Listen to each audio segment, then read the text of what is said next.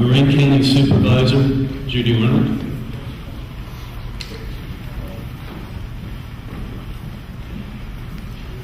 Thank you, and welcome everybody on behalf of the County of Marin to the first POW-MIA Recognition Day in Marin County. We're delighted to have you here, and we're delighted to be a part of this. I want to thank the Marin Alliance for the American Spirit, especially Keith Woodcock, John Sammons, First Lieutenant Greg Allen, all of you who have worked so hard to put this on. And I also want to recognize Terry Graham, who's up here, who designed the programs today.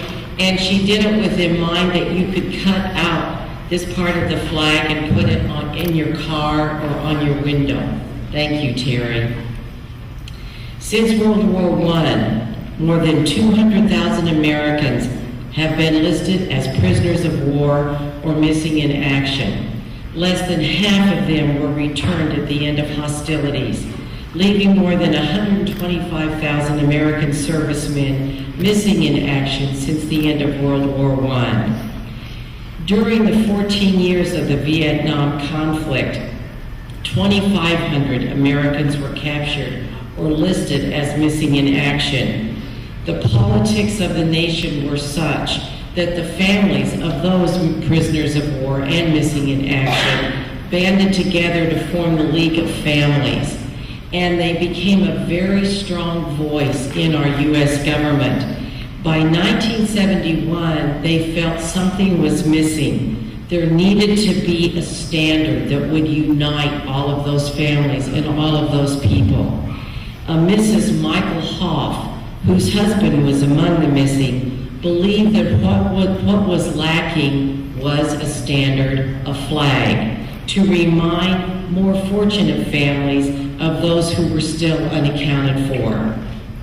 I want to tell you about the brief but powerful story of how the MIA POW flag came to be. Newt Heisley was a pilot during World War II, a dangerous role that accounts for many wartime POWs and MIAs. Years after the war was over, Newt Heisley came to New York to look for what he calls a bad job at low pay.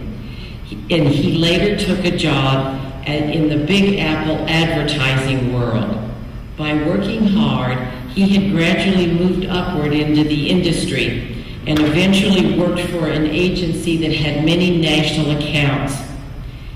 As a veteran, when the call came for a flag to be designed to raise awareness of our nation's POW-MIAs, Newt Heisley took this as a personal challenge. And it was even more challenging to him when he considered that his oldest son, Jeffrey, during those Vietnam years, was training for combat at Quantico. As Newt pondered this challenge, a series of events set in motion that would create a flag unlike anything since the days of Betsy Ross. Because when Jeffrey became very ill during his training at Quantico, he was diagnosed as having hepatitis. It ravaged his body, emaciating his face and his structure. When he returned home, medically discharged and unable to continue further, his father looked in horror at what had once been a strong young man. Then, as Newt looked closer at his son's gaunt features, he began to imagine what life must be like for all those prisoners, all those soldiers and servicemen that were behind barbed wire fences on foreign shores.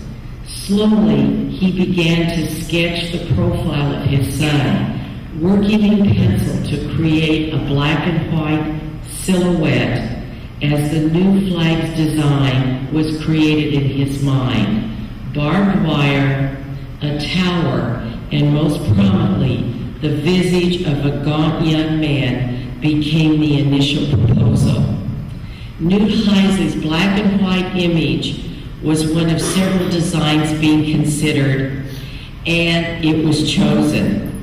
In those days, when admin they did sketches. Their initial proposals were always done in black and white.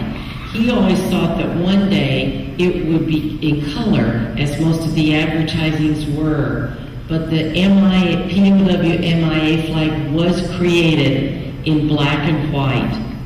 The design has never been copyrighted.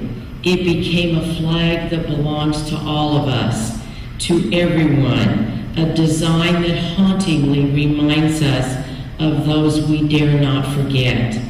Behind the black and white silhouette is a face we can't see, the face of a husband, a father, a son, a brother, who has paid with their freedom for our freedom. Beneath the image on the flag are the words, "You are not forgotten, and today Marin remembers you."